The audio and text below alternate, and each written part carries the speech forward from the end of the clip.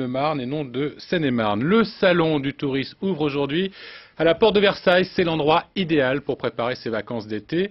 Où allons-nous partir en juillet et en août? On va poser la question à Didier Arinaud. Bonjour.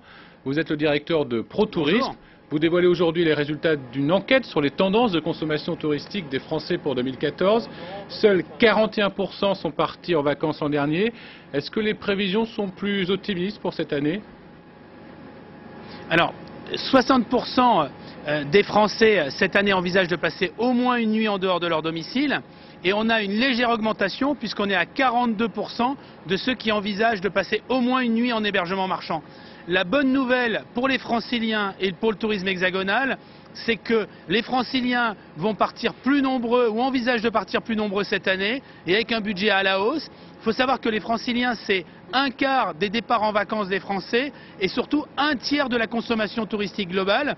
Donc ils sont fondamentaux dans le tourisme hexagonal. Et l'an dernier, la chute très importante des taux de départ en vacances des Franciliens avait conduit, entre autres, à une baisse de la fréquentation touristique et de la consommation touristique des Français.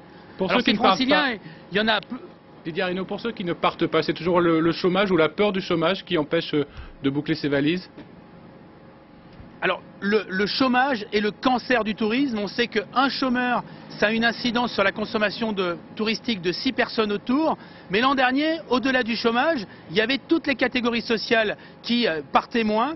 Les plus aisés parce qu'ils avaient peur d'une augmentation des impôts et d'en avoir un petit peu moins dans le portefeuille. Les classes moyennes qui étaient complètement absorbés, leur budget était absorbé par les charges contraintes. On parle toujours du boom de l'immobilier, mais c'est catastrophique pour les départs en vacances.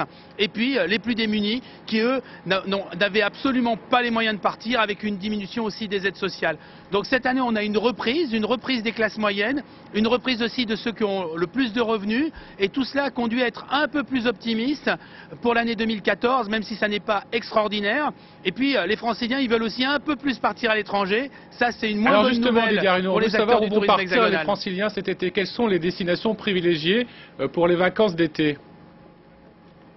Alors il y en a 64% qui envisagent de rester dans l'Hexagone. Il y en a 36% dans ceux qui ont déjà décidé qui envisagent de faire au moins une escapade à l'étranger. Il y a une progression du long courrier, il y a un retour vers le Maghreb. Et puis pour les destinations françaises, il y a 2 régions qui progressent pour les Franciliens. C'est la région PACA et l'Aquitaine. On voit que les Franciliens recherchent un peu moins la proximité. C'est une moins bonne nouvelle pour la Normandie, pour les régions de proximité. Je crois que les Franciliens retrouvent un petit peu le moral et ils ont envie de changer d'air, d'aller un peu plus loin, de découvrir des destinations étrangères. Et puis en France, d'aller dans des produits un peu plus qualitatifs. Et ça sera le mot de la fin. Merci Didier Arinaud d'avoir répondu à nos questions. Et si vous voulez trouver la bonne destination pour partir en vacances, vous pouvez vous rendre au salon du tourisme qui ouvre jeudi à la porte de Versailles. En sport, à noter 2 rendez-vous de basket importants ce soir.